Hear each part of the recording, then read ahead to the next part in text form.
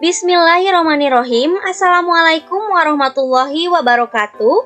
Perkenalkan, nama saya Silvi Fitri Utami dari kelas C6 Manajemen dengan nomor pokok mahasiswa 10120157. Video ini dibuat untuk memenuhi salah satu tugas ujian tengah semester mata kuliah Pendidikan Agama 3, yaitu Ma'rifatullah atau Mengenal Allah. Terdapat 5 bagian. Yang pertama ada Ahamiyatu Ma'rifatullah, yaitu urgensi mengenal Allah. Dibagi lagi menjadi 6 bagian. Yang pertama ada definisinya, yaitu ma'rifah berasal dari kata a'rafa ya'rifu ma'rifah yang berarti mengenal. Terdapat dalam Quran surat An-Najm ayat 29 dan 30. A'udzu billahi minasyaitonir rajim. Bismillahirrahmanirrahim. Fa'arid amman tawala an dzikrina wa lam yurid ilal hayatad dunya dzalika mablaghuhum minal ilm inna rabbaka huwa 'allamu biman dhalla an sabili wa huwa 'allamu biman ihtada. Artinya, maka tinggalkanlah Muhammad orang-orang yang berpaling dari peringatan kami dan dia hanya mengingini kehidupan dunia ini. Itulah kadar ilmu mereka. Sungguh Tuhanmu, dia lebih mengetahui siapa yang tersesat dari jalannya dan dia pula yang lebih mengetahui siapa yang mendapat petunjuk. Quran surat An-Najm ayat 29 sampai dengan 30. Untuk yang kedua ada manfaat. Manfaat mengenal Allah yaitu orang yang mempelajari ma'rifatullah akan menjadi insan yang beriman dan Allah menjanjikan kebaikan-kebaikan bagi mereka. Untuk kebaikan yang pertama yaitu al-khalifah, kebaikan yang kedua tamkinuddin, yang ketiga al-amnu, yang keempat al-barokat, yang kelima al-hayatun, dan yang kelima ada al-jannah. Dan kemudian ada ciri-ciri ma'rifatullah. Seseorang dianggap ma'rifatullah jika ia telah mengenali Allah dengan nama Allah, asma Allah Subhanahu wa taala, sifat Allah Subhanahu wa taala, dan af'al perbuatan Allah Subhanahu wa taala yang terlihat dalam ciptaan dan tersebar di kehidupan dunia ini. Untuk yang selanjutnya ada dukungan dalil yang kuat. Terdapat dalil nakli, dalil akli, dan dalil fitrah. Untuk yang selanjutnya ada figur-figur teladan makrifat, yaitu Rasulullah SAW tentunya dialah orang yang paling mengenali Allah. Dan untuk yang selanjutnya ulama amilun, yaitu ulama yang mengamalkan ilmunya. Untuk yang selanjutnya yang terakhir sarana-sarana yang mengantarkan seseorang pada ma'rifatullah, yaitu akal sehat, para rasul, asma dan sifat Allah Subhanahu wa taala. Dan untuk yang selanjutnya ada at-tariq illa ma'rifatullah, yaitu cara menuju ma'rifatullah.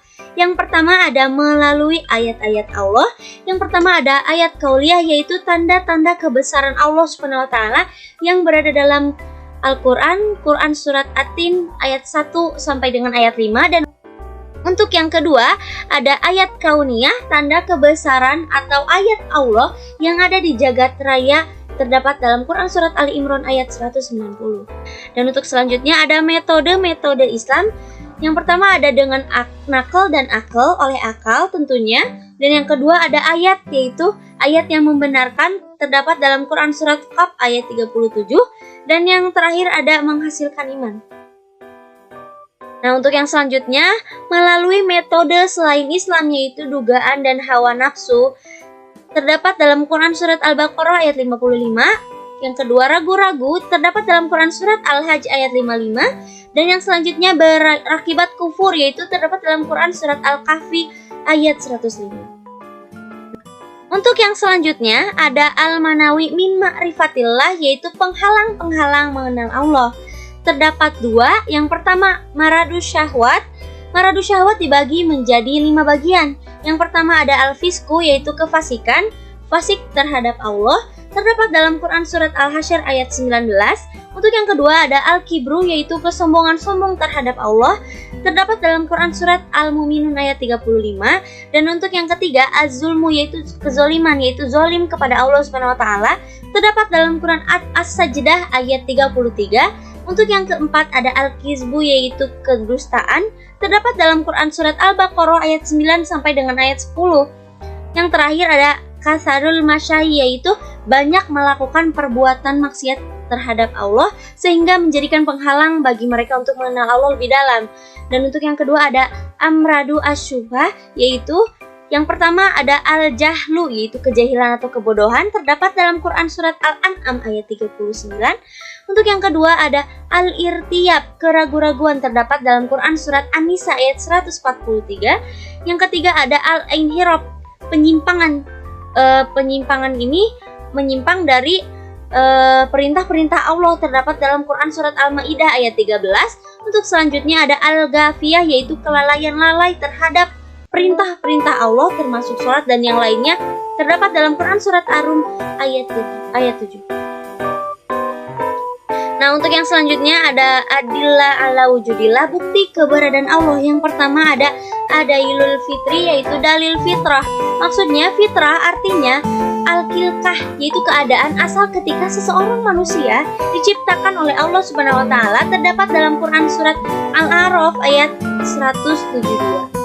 Untuk yang selanjutnya ada dalilul hissi, yaitu dalil-dalil yang dapat diindra oleh manusia, yaitu keadaan Allah Subhanahu wa taala yang dapat dilihat, dirasai, disentuh oleh indra manusia.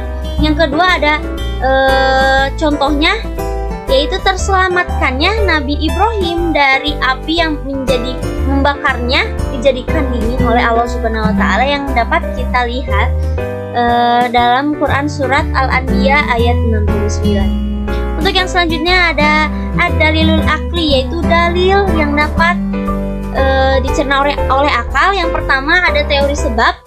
Teori sebab ini yaitu segala sesuatu pasti ada sebabnya dan mustahil jika tidak ada penyebabnya. Dan untuk yang kedua teori keteraturan, maksudnya mustahil jika dunia ini berjalan dan bergerak dengan sendirinya.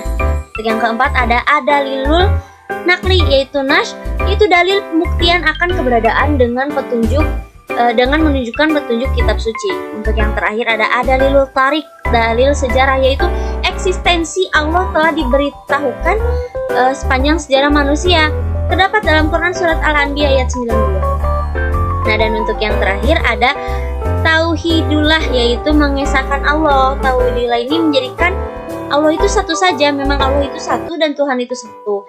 Nah, untuk yang pertama ada rububiyatullah, yaitu khalikon, keesaan Allah sebagai pencinta, dan yang kedua razikon, sebagai pemberi rizki, yang ketiga malikon, yaitu pemilik alam semesta tentunya. Untuk yang kedua ada mulkiyatullah, yang pertama walian, pelindung dan pemimpin, yang kedua hakiman, pembuat hukum, yang ketiga amiron, yaitu pemerintah. Untuk yang ketiganya ada gayatan, yang dituju dalam melaksanakan kewajiban untuk mengesahkan Allah Subhanahu wa taala sebagai bentuk dari keyakinan seorang hamba terhadap Rabb-nya, maka tentunya seorang hamba akan mengetahui Allah sebagai satu-satunya yang dituju, yang diibadahi dan yang disembah tentunya. Dan untuk yang terakhir yang keempat ada ilahan ma'budah, yaitu Tuhan yang disembah. Makna dari ilahan ma'budah ini Tuhan yang disembah menjadikan indikasi bahwa hanya Allah menjadi satu-satunya yang wajib disembah dan diibadahi, tidak ada Tuhan selain itu, dan yang menjadi tandingannya sebagai ilah yang disembah. Dan Allah berfirman dalam Quran surat An-Nas ayat 3. Sekian yang dapat saya sampaikan mengenai ma'rifatullah atau urgensi mengenal Allah. Mohon maaf bila ada kesalahan. Wassalamualaikum warahmatullahi wabarakatuh.